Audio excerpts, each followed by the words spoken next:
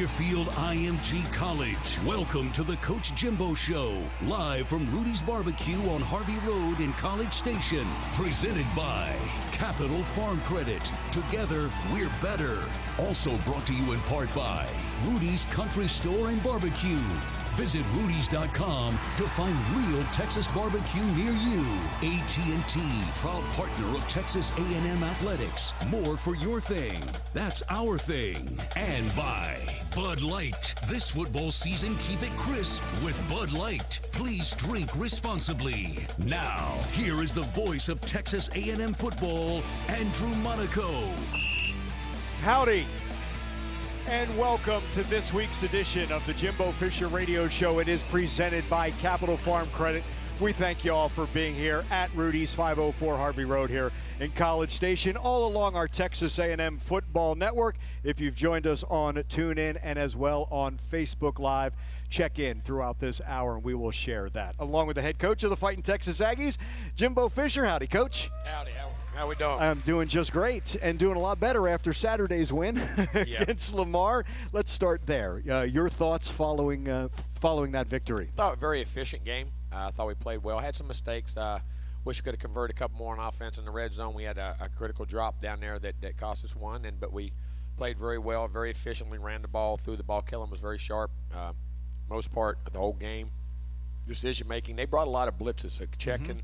A lot of things that I got to see that I thought he did a great job with. We ran the ball good. Great to get Spiller and Cabody in there. And they played well at running back. The receivers caught the ball, the young tight ends. And got a lot of guys played. Defensively, thought we were really good up front. They present a lot of problems. It's great coming in, especially coming into this game, too, because Auburn will test you with eye violations, different formations, fly motions, different things. This group did, they old midline, where they'd read the nose guard on a zone read.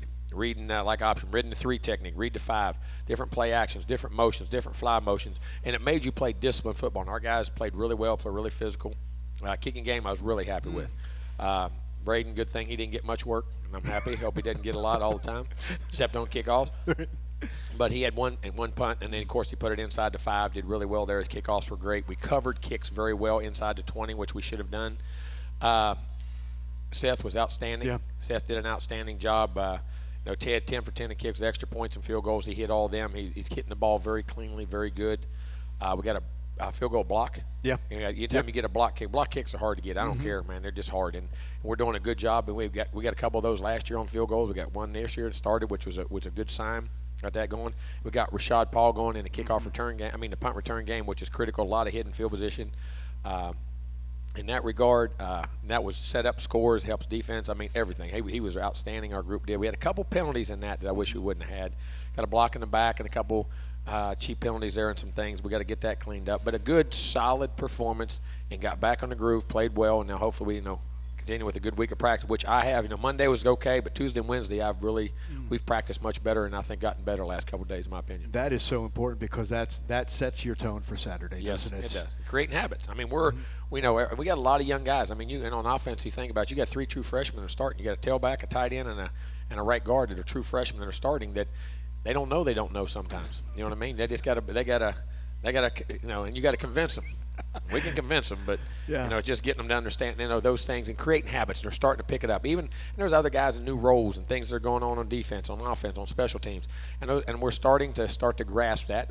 But we got a long way to go. We got a long way to go, and I don't mean that with disregard. I'm unhappy with what we got, but there's a process to where to get to a standard in which we got to play at. But every team does that, so we got to keep working. They're doing a good job in all 3 phases, and we're working. No team is the same in September that they are in November. It's just the course of the season and all those practices. They better not be. And usually if they go one way or the other, very few ever stay the same. Yeah. And you got to keep that. There's going to be ups and downs and trials, and you can be frustrated, not frustrated. Am I playing? Am I not playing? And here's what happens. You got to get as many guys ready to play as you can. They say, well, what happens? Guys get frustrated. Well, we're in the instant gratification world. Everything got to be given to me. I don't have to earn things. And I say that's just the way the world is today. There's a lot more of that than there was back in our generation. People don't believe that. Now I sound like my dad. He used to tell me the same thing too, even before then. But it is. And and then all of a sudden, well, coach, I'm waiting. I want to play, and then they start waiting to play instead of preparing to play. And preparing to play is you're practicing every day, no matter what. No matter what my role is, I'm getting better every day. Because all of a sudden, somebody gets hurt, an ankle gets twisted, something happens. All of a sudden, you're thrown in that limelight. Are you ready? And I think that's what we got to continue to do. And our players, we're doing a good job right now. I'm pleased with how we're practicing. And not where we want to be, but we're getting there. And that speaks to the Ronnie Elams, who's back there in your nickel. That speaks to the Jacob Cabotes. Exactly right. They worked for this opportunity. They did. And now that's there. Now take advantage of it. I mean, and, instead of getting frustrated and leaving, and which is, listen, I transfer. So people can transfer for the right reasons and do things. I'm not against that. But, sometimes that stick things out. Don't just turn it when it happens. But it is what it is. And, those guys have all gotten great opportunities right now, and they're doing it. And, kudos to them for sticking it out. Ronnie Elams, especially being a fifth-year guy, and coming back in there and playing, and really he made a great play today. Matter of fact, in practice. Did he really? We were going good on good. Yeah, really made another good play. The good on good is something special because you talk about the pride of both those sides. Well, and it's the only way you get better. Yeah. When you're in practice all week and you're practicing against scout team guys, and you're going against look teams, you're not getting the speed of the game. So we do good on good on Tuesdays, Wednesdays, and Thursdays. I mean, we got inside, we got team, we got 7-on-7, so you're getting a fastball look, and it may not even be the scheme in which we're playing against, which I love because now you have to apply the rules and the principles that go with your offense or your defense. You know what I'm saying? It makes you so you can adjust everything we put in. It's not just work against the team we're playing. There's rules that fit everything we do. We wouldn't be doing it. And it makes them think, makes them get better, and then you get, like you say, the competition level of playing good people 3 days a week and plus Saturday get you a lot better than playing them 1 day a week on Saturday. Yeah, I have asked the offensive line about the defensive line and the other way around, and I finally applied it to Jamon and to Ronnie about the receivers in the secondary, and they both admit they just iron sharpens iron, right? They just make each other better. And if you don't want to compete, listen, when you're out there, you don't want to compete, you're in the wrong business. I don't care if it's your buddy or not your buddy. Listen, he's on the other side. Get better.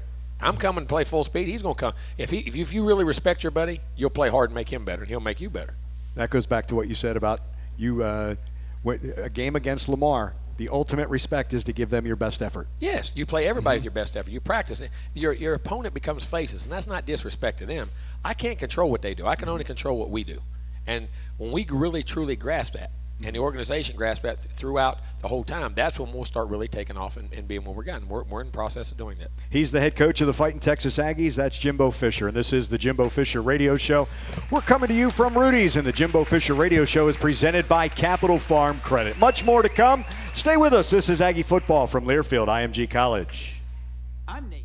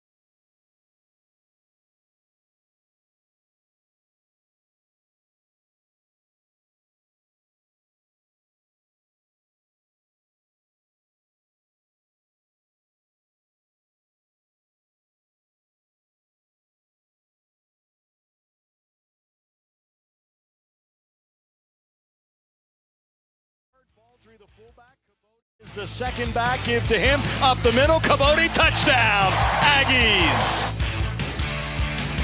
Jacob Cabote with that touchdown against Lamar on Saturday, lined up and ran right behind Bobby Brown, Trey Brown, the blocker. The Aggies, the 62-3 win. Fans join Texas A&M Athletics at the inaugural Hui Yell Fest. That's on September 20th, this Friday night in the Fan Zone north of Kyle Field. This free event starts at 8 p.m. with Texas country star Corey Morrow in concert. That will be before Midnight Yell. We continue with the Jimbo Fisher Radio Show. It's presented by Capital Farm Credit. We're at Rudy's, 504 Harvey Road. Thanks for staying with us. And, yep, there's Bobby Brown in the backfield. Coach, I saw something. He now wants the ball. He's gone from blocker on offense now. Well, if you quit promoting him, maybe he wouldn't. He loves Bob's always talking. We act like we have no other linemen or tight ends up there. Bobby knocked them all in. No, he's doing a great job. He could do it. There's no doubt. He has ball skills. He can catch the ball. He can do things. Now, Bobby's an athlete. Bobby is he's a big body athletic guy now. I learned that his mother trains him. She is the athlete in that family. Hey, without his mom, who was a big time basketball player. Big time. And I mean trains and pushes, and I think makes our workouts look soft compared from what I understand. I mean, she's tough. She's a great lady. I mean, super lady. What a family, lady. right? They're great people. That becomes so important, doesn't it? That's who you want in your program. You do. You got. I mean, the kids that are rooted well, have great family, understand the values of things, but also, your program can help a lot of kids get to that point too. It doesn't matter. But he's got a great mom. She's an outstanding family. That's wonderful, and it's great to see him there. And I love the personality that he has, and he gives you everything. He does. Doesn't he out there on the field? I'm not going to go to the questions, but this one Blake has given this. He said Aniyah Smith looked electric in that game. Any plans to fit him in against Auburn? Oh, yeah, man. Nice will play. Nice would have played in the first game. I said that he actually got a concussion on Thursday before the first game in practice. Two guys just accidentally ran into each other. I mean, they were not even trying to hit or anything. They just had an accidental collision, and he would have played early then. And then he never got back in practice enough till the middle of the Clemson week, and that was a tough situation to put him in. He hadn't had a lot of practice in a week, So getting him out of there, so we'll get him back in. But no, he's going to be in our rotation. He's going to play, and he does some really good things now. He's going to be a heck of a football player. Boy, that size and coming out of the slot. You talk about a strength and a 1-2, and rarely does the ball fall out of his hands. It does. Great ball skills, anticipation, natural at what he does, sticks his foot in the ground, great running skills. I mean, and he's smart. I mean, really, really intelligent football player and natural football player. It's two things. People say you can have instincts, but also has tremendous learning ability, which is, it's a great combination. You want that, right? You want them to be sponges, don't you? Listen, you understand something. Football is a complicated game. And if you want to do things the right way, how many adjustments they make on the run as a wide out, especially with what we do. We run a pro system. So, for what they do, there's an answer.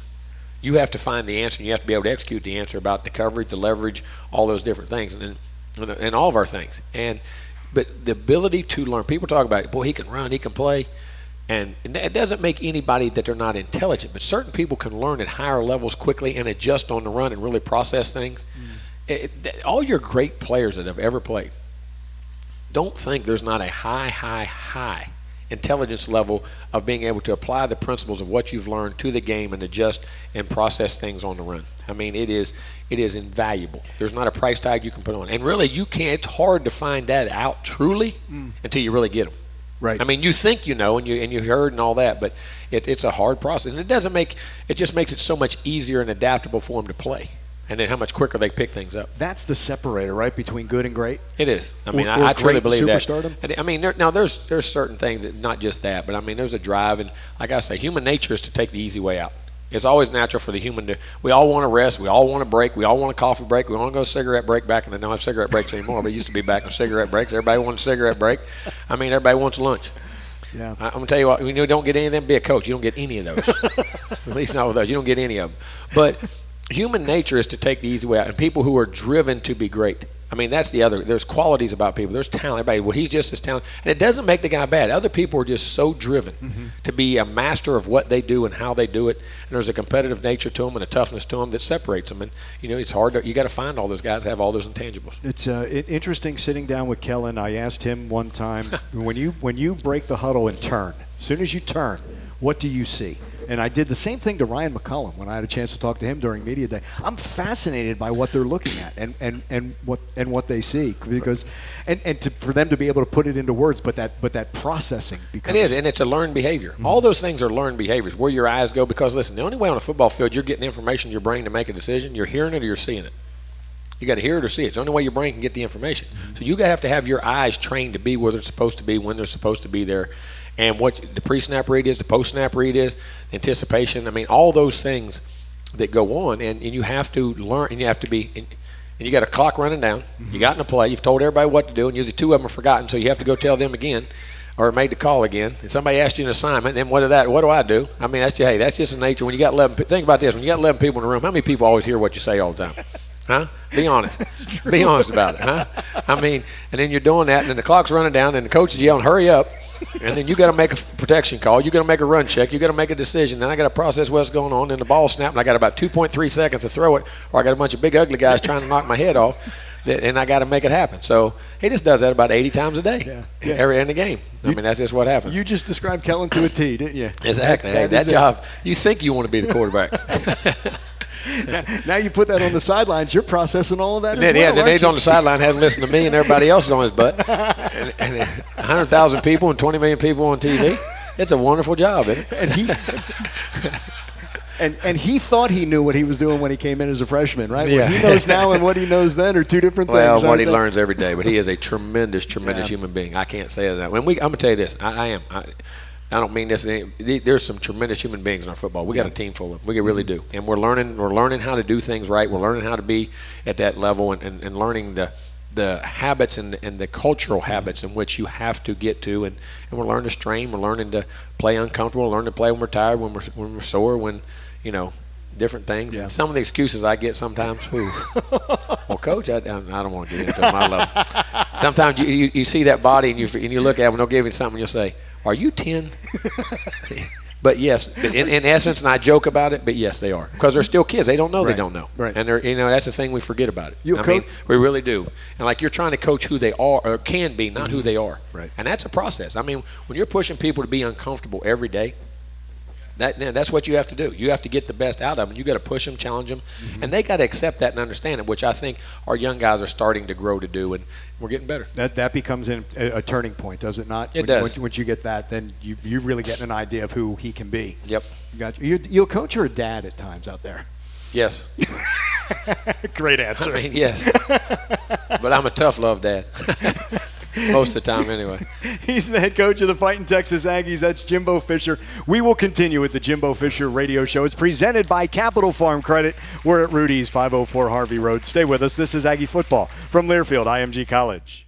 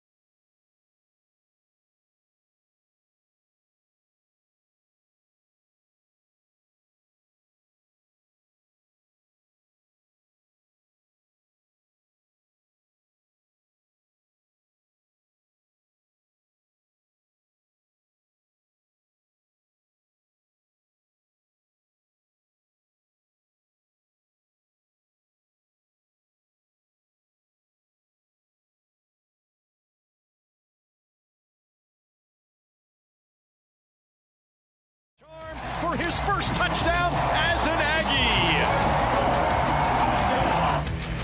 We heard that all game long, didn't we? Those first touchdowns as Aggies throughout that. That was Isaiah Spiller, running back for the Aggies in the 62-3 win over Lamar on Saturday. AT&T is a proud partner of Texas A&M Athletics. More for your thing. That's our thing. As we continue with the Jimbo Fisher Radio Show, it's presented by Capital Farm Credit. Checking in on Facebook Live, we have in Texas, we have San Antonio, Pflugerville, Flatonia, and Mansfield. We have East Greenbush, New York, Hanover, Pennsylvania, Lakewood, Colorado, Orlando, Florida, Las Vegas, Joint Base Elmendorf-Richardson, which is in Anchorage, Alaska. We also have someone checking in from County Donegal in Ireland. Wow. Just when you thought that was the farthest, we have a question and a check-in. Con Constantino says, howdy from Melbourne, Australia. How's our young Nick punter going, Jimbo? He's doing well. He's out there. What a great young man Nick is. He's a punter we signed out of Australia. And only been really kicking the ball a year, just over a year, and really impressed the heck out of us. He's going to be, I think, a really good player and doing a tremendous job. We talk about special teams.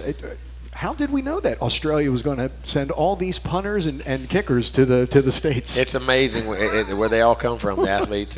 But it makes sense. You're playing Australian rules football all the time, and kicking that ball and the way they do it and things, it's a natural thing. Now, it's a little bit different kick, but at least you're doing that. You know what I'm saying? And most of those guys have done extremely well. And as you have always talked about special teamers, keep repeating. Keep doing what you do well. Don't get bored. Repeat. Don't get bored. It's a great line. Just keep doing it over and over and over. And if you think about it in our life, that's why a lot of successful things fail, because we get bored doing the same thing over and over. There's always change that has to be done. There's always this has to be done. But still the basics of it doesn't go away. And you'll tweak and turn, and you try to get drastically out of your element of what you were doing, and all of a sudden you can't get back. And kickers and punters, I've had them and they'll be doing it and kicking real well. And I said, what are you doing? Well, I'm trying this now. Did you not just hit 15 field goals in a row? Well, yeah. So why would you change? Yeah. But you know what? That's part of human nature too. Right. We think there's always something bigger, better, fat, and there's a fine line. But you got to get it to where you're staying consistent. And saying that is a lot harder. And we joke about it, but it's hard not to get bored. Yeah. It really is. It's hard not to get bored when you're doing something that well. And that's what you want with your long snappers, whether it's Connor Choate or Jake Pagel, right? Yeah, those the repetition guys, of things over and over and over and over and over again. Kickers, punters, but any position. Yeah. How you drop, how you backpedal, how you take your steps on a zone block, on a reach block, on a power play, or how you take on a block. I mean, we talk about ball and all the big plays that are made. Most games are won by the team that makes the fewest mistakes. They're fun. They don't get bored. They do it over and over and over again right, and don't give you those inches. Great plays are made when smart plays are made and fundamental plays are made. You'll have your tricks and all that, but at the end of the day, it's about being consistently efficient over and over. I was not surprised because this is just his makeup.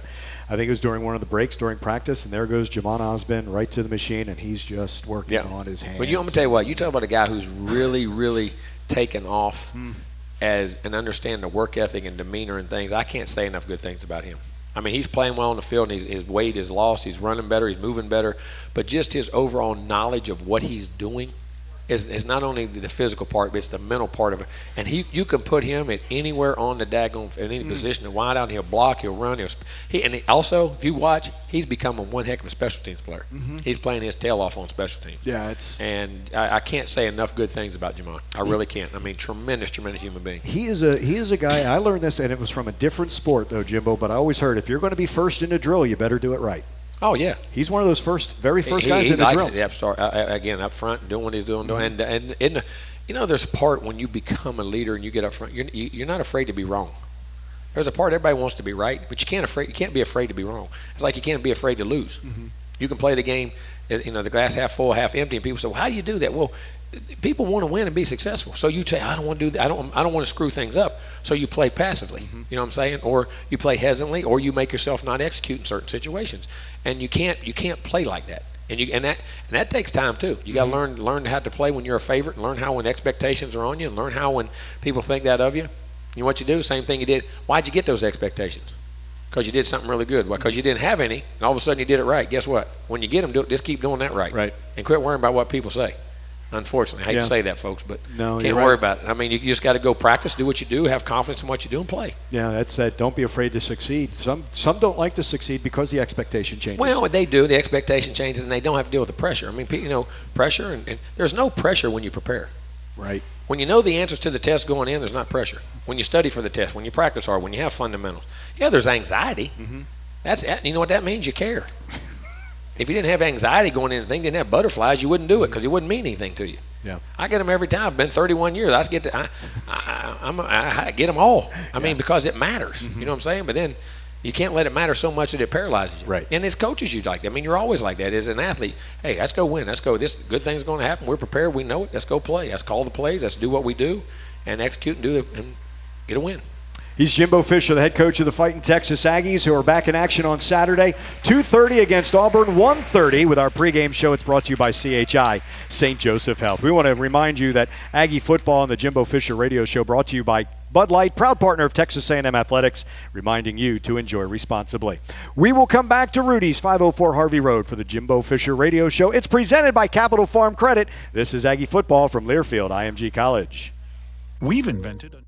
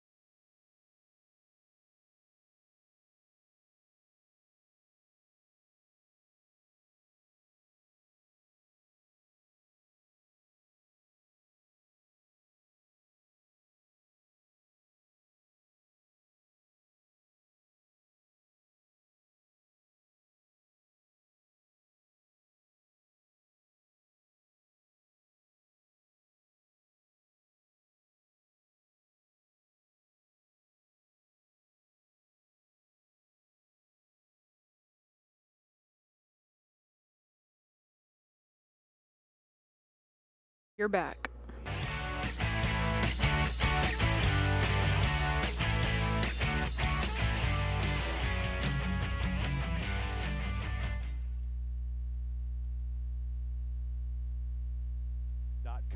Still to come on the Jimbo Fisher radio show presented by Capital Farm Credit. We're going to preview the next opponent for the Aggies. That will be the Auburn Tigers at 3-0 and ranked number 8 in the country. That is Saturday's game at 2:30. We also have questions from the audience here in Rudy's. We will ask them to Coach Fisher as well. Texas A&M football brought to you by Capital Farm Credit. Capital Farm Credit, together, we're better. We'll step aside, come on back, and continue with the Jimbo Fisher Radio Show, presented by Capital Farm Credit. Come on back to Rudy's, 504 Harvey Road. And this is Aggie Football from Learfield, IMG College.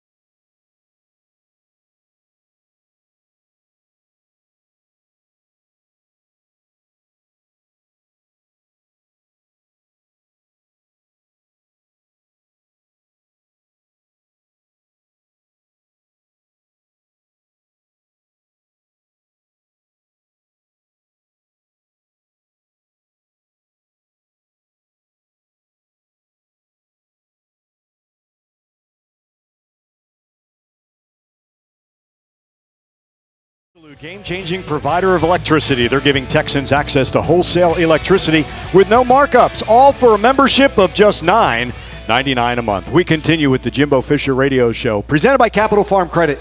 We are at Rudy's, 504 Harvey Road here in College Station, and it's time for some questions. Wes, my neighbor, I'm holding off on that one because that's going to transition to Auburn. Charles wants to know, how's Vernon Jackson progressing? Vernon is a medical redshirt. Vernon is right now. Vernon probably never play again. It's a shame. Yeah, it is a shame, and because of that injury he had, and that's what's happened with him. But he's a student coach on our team, learning how to coach, finishing his degree, and being around the guys every day and traveling, and Brilliant. He gets to yell at them. Nice to be able to do a little bit to learn that part of it as well. Exactly right. But actually, when I say apprentice, you know what I mean. But what an opportunity to learn. Yeah, he right wanted there. to be in coaching. We said we wanted. He was a tremendous human being, and we wanted to be a part of our team. So we let him help, and he's become a student coach, learning all the things you got to do to be that. Good for him. Sue wants to know, what's your favorite rivalry game in college football? Wow. I was going to say Salem and Fairmont State. Yeah, you did some research on that one, didn't you? That one you sometimes didn't get finished. Not when I was in school. Before then, they had something they had to call off that used to get into it. They were so bad. But I love any rivalry game. I really do. I mean, growing up, I'm trying to say. Of course, I played in a lot of the Alabama-Auburn one. That was a really big one at the time. The Florida State one, of course. LSU we had some, but Miami, Florida State, You had nothing but rivalries. Yeah, we did. Miami. State. I mean, I've been blessed to be a part of some really, really big-time rivalries as far as that, and we're a lot of implications on the games and national championships and bowl games and conference championships, and been blessed to be in that regard. It's really that separator between college and pro, right? Is the rivalries just really make it? I think you have special. there, but just the passion, the drive, and the fan bases, and the genuineness. You know what I'm saying? I mean, it's still kids and people know it, and it's I think. That's right. But there is. I mean, there's so many of them great ones. Ron, the class of '64, when Man kicked a short kickoff, what were you saying to him on the sideline? Seemed like a serious conversation. It was. He wasn't supposed to kick it over there. Now, we do something when we bloop and do that, but no, he can do it. Sometimes we'll hit. I was asking him, and then they didn't, and that's hard for him to have missed that. You know, he usually doesn't miss kick it that way. We'll hit different areas because he can make it all look the same. You don't have to. He can hit right, left, and do things so people don't know where he's spraying it around. So, and every now and then it's good to get on. So you got to get on for something. Yeah, that's right. So I can't ever get to get on it. Ian, I did not mean to keep you until this moment, but Ian Curtis, who's the one who's going to take my job eventually down the line, how does the overall culture of a school affect a team's culture? See why I told you he's taking my job? Because you understand something. As much as we're with them, the school and the principals and the atmosphere around here are with them 10 times more than it is with us. So the values and the core values in which you're experiencing around, the kind of people you're around, the mindset in which they have, as I always said, I said it's the number one quality about Texas A&M. But I think, as a coach, your job is to create an atmosphere and a culture that's conducive to success. Mm-hmm. That you want your kids to have success as people first. Well, you can do it all you want. It's like doing it in your own home. But if you live in the wrong neighborhood, it doesn't have the same core values as you have. Those kids are exposed to that at everything they do and every way they do it. Mm-hmm. You know what I'm saying? Yeah. So I think that's to me, it's of all the strengths of A&M, that's the number one strength in my opinion. It's the culture of the people and the things they have around them that make these kids want to do well. I mean, it makes you want to be part of something bigger than you. And there's so many people that are so helpful in it. And there's a culture and atmosphere here that's second to none. Wes, your question will lead off the next segment because it's going to be referring to the next opponent. That is Auburn on Saturday at 2:30, 1:30 with our pregame show all along the Texas A&M Football Network. AT&T is a proud partner of Texas A&M Athletics. More for your thing, that's our thing. Come on back to the Jimbo Fisher Radio Show. It's presented by Capital Farm Credit from Rudy's, 504 Harvey Road here in College Station. This is Aggie Football from Learfield IMG College.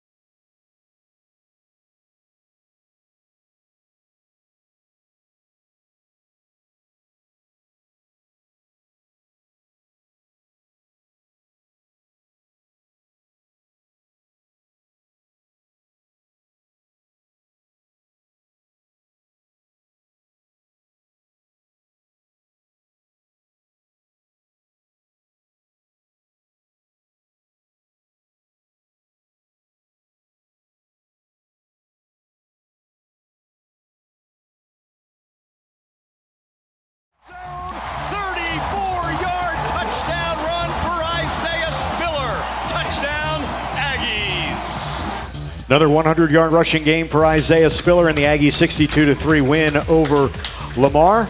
We continue with the Jimbo Fisher Radio Show. It's presented by Capital Farm Credits, along with the head coach of the Fighting Texas Aggies, Jimbo Fisher. Here's Wes's question. Wes is my neighbor, by the way. We knew when we were buying our house, we knew where we wanted to live because Wes, 2 houses down, it's an A&M house, class of 58. Correct, Wes? Yeah, it's my neighbor. So we have to ask his question. Does Elko have some surprise for their freshman quarterback? I don't know if it's a surprise, but hopefully we have a great plan, which I know he always does, and our guys will play well. But we know sometimes you don't want to surprise a freshman. Sometimes he may surprise you. Sometimes he don't know. So sometimes your surprise might turn out to be a surprise. No, it is. We'll do it. Mike will have a tremendous plan and something in there ready to help keep them going. But they're going to run the football now. They're going to run it, be physical up front, and then put Bo in positions to be successful. So it's going to be a heck of a game. Before I get to Bo Nix, their quarterback, before the season began, Mike had talked to the media, and he used the word disruption. And we're starting to see that disruption on this Aggie defense, aren't we? Yeah, you got to affect the guys up front. You got to affect the quarterback. You got to create negative plays. You got to get penetrations. You got to, turnovers, negative plays. When you get those in a drive, any kind of turnover, of course, but if you get some kind of negative play setback, the odds of getting a first down go unbelievably down. Yeah. Unbelievably down. If you're correct, you got those disruptors, as I say. Yeah. And on offense, they're erasers. That's why on offense you look for erasers, because when you have bad plays, all right, who can we throw it to? Who can we run it to? Who can make that play that erases those 5 or 8 bad yards we had, and then still get the 10 we need plus the other 8 that we lost? You know what I'm saying? Mm-hmm. And that's why great players and those things, the guys that can have erasers on offense and you have disruptors on defense. Yeah. And those guys are invaluable in how they can do it if they can still play consistent in what they do. And we've got a few of those guys, especially up front, Matt Abuke and Michael Clemens and Tyree and Bobby, and Jaden Peavy's doing a tremendous job in there, and a lot of guys. I mean, there's a lot of them, but I mean those guys up front that can cause disruption and negative plays. Man, it makes a world of difference. This defense seems quicker to the ball. Are they? Well, I don't say that. I don't know if they're quicker. Maybe it's because they're more knowledgeable, playing faster. They've been in the system 2 years. And you got a great group of guys. You got a lot of guys going to make a lot of money on that side of the ball one day. I mean, those guys are going to play in the league, and some guys, especially in that front, and some of the secondary guys, linebackers are really coming on. Been pleased with them. But when that front's disruptive, then they're all fitting and doing a great job. Mike's putting them in great positions, and they're playing fast. They know it. And we got good players. There's good players there. Tyree Johnson has Michael Clemens, you might get Michael Clemens back in that group. Man, that's big. I mean, Max Wright, getting him. He was out last game with an injury, but getting him back in there. And, I mean, there's a ton of getting Big 40 back in there and playing on the end and rushing and his length and size and all the Peavy and Rogers and Jones up front, Derek Hunter. I mean, you got a lot of good group of guys that are playing and really being disruptive in that front. You have that depth on that line. You have depth on the back end. Leal, getting DeMarvin Leal back out there is great to see him. Mm-hmm. This guy's going to be one heck of a player. I mean, there's a great group of those guys. Yeah, it's terrific. The back end everywhere. The back end is really and deep as well. And you don't lose anything, Coach, when you put them in there. That's the nice thing. That knowledge, that effort, that talent really remains the same. It keeps you fresh too. Oh, it does. And like I say, long season, keeps your mind fresh, keeps your body fresh. Yeah, that's huge. For Bo Nix, you were asked on Monday, hey, can you put some pressure on him? And your response was, you can put pressure on, but you can't leave him a running lane because he's athletic. He's disruptive. He's instinctive. And, sometimes you affect him and you hit him and do things, but sometimes pushing, as I say, letting the walls collapse on you sometimes is a good thing too. In other words, it's like when you're in a room and the walls collapse. If there's a hole in the wall, you can run through it. Yeah. You know what I'm saying? There's a hole in the fence. But sometimes when that fence it walks back to you. You'll see that a lot. It's important of how you rush. Everybody talks about quarterback sacks, but quarterback disruptions happen in a lot of different ways. And, your ends can't get past it. The inside guys got to get pushed. You got to keep them contained, throwing from a reduced pocket, tip balls, making throw over guys. That gets interceptions. If you get the sacks, you get the sacks. I mean, there's a multitude of ways that you can affect quarterbacks. Sometimes adding a fifth blitzer to take a lane away on how you blitz and your coverages. And then, of course, you can bring the house blitzes. You can bring them all and make them learn if they can get out and blitzes and hots and they understand side adjusts and they don't. quarterbacks take a beating. Yep, that's absolutely. They do, so they got to learn it. We'd love to see that on Saturday. Yeah, it'd be great. And that is when the Aggies take on the Auburn Tigers. 2:30 Kyle Field, 1:30 with our pregame show along the Texas A&M Football Network. More about that game when we return to the Jimbo Fisher Radio Show. It's presented by Capital Farm Credit. Stay with us. This is Aggie Football from Learfield IMG College.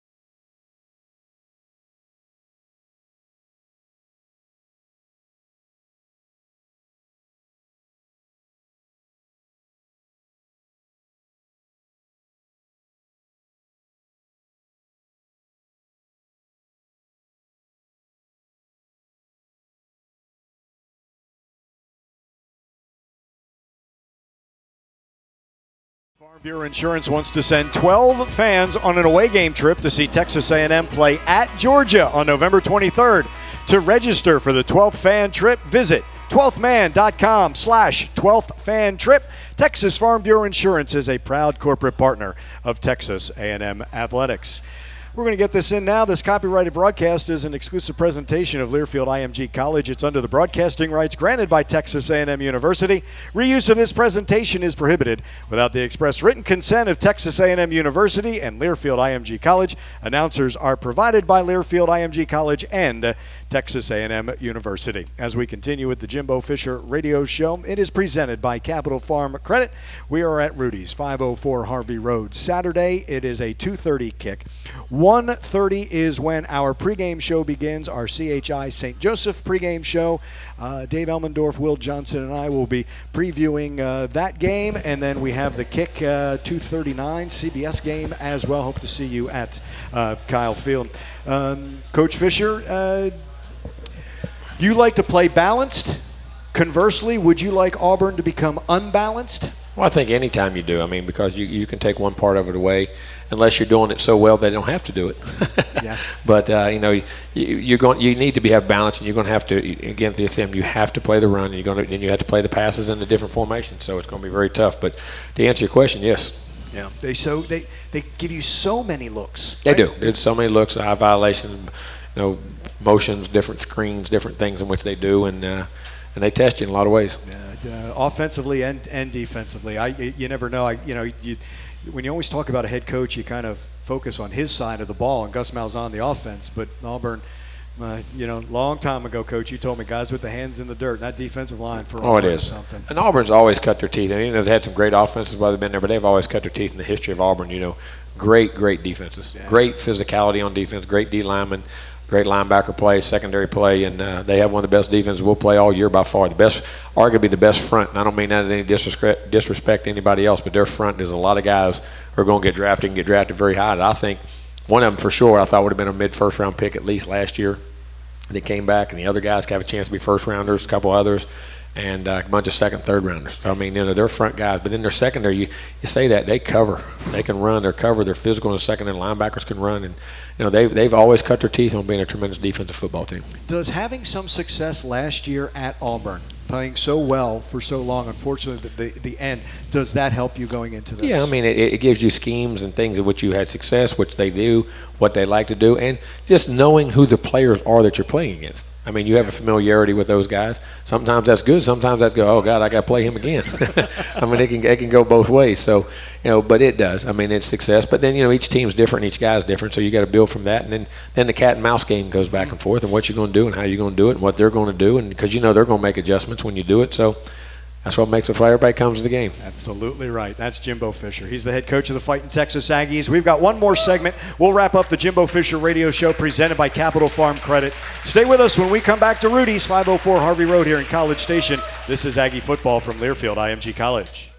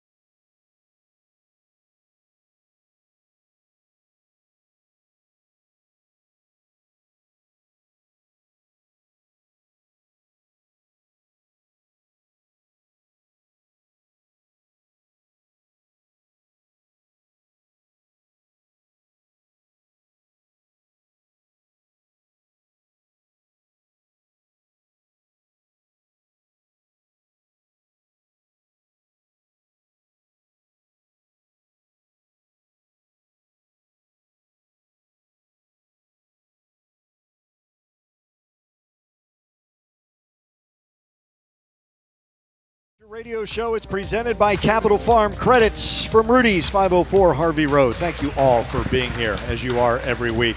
Thank you so much for that. And Coach, what do you want to see on Saturday so the Aggies can beat the hell out of Auburn? I want to see improvement each and every week and taking what we take from the practice field to the game field. We have to play a very competitive, physical, tough game. We want to play the whole game. I mean, we want to the lines of scrimmage. It's going to be a battle. You're going to be it's a game of attrition up front, and you're going to have to be physical on both sides of the ball and play it well. Again, take care of the football. Try to create the turnovers over there. Take advantage of those opportunities. I think we'll have to be big. You have to create big plays somehow. You got to make the plays. Those 50-50 balls down the field, your guys got to catch them. We got to break up on our end.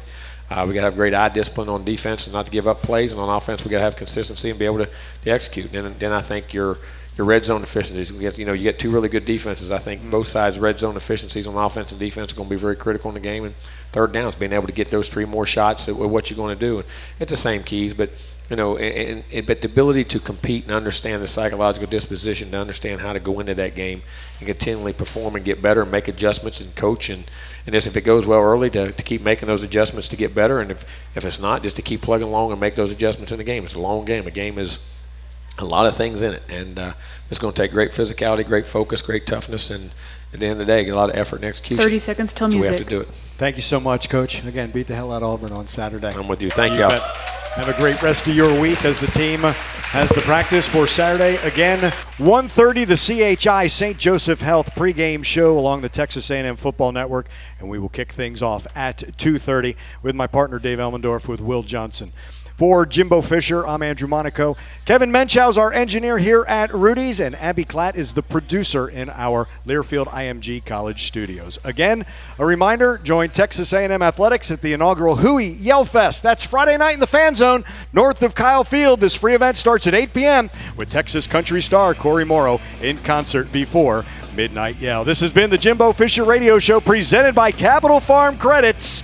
From Rudy's, 504 Harvey Road. Thanks and gig 'em. This is Aggie Football from Learfield IMG College.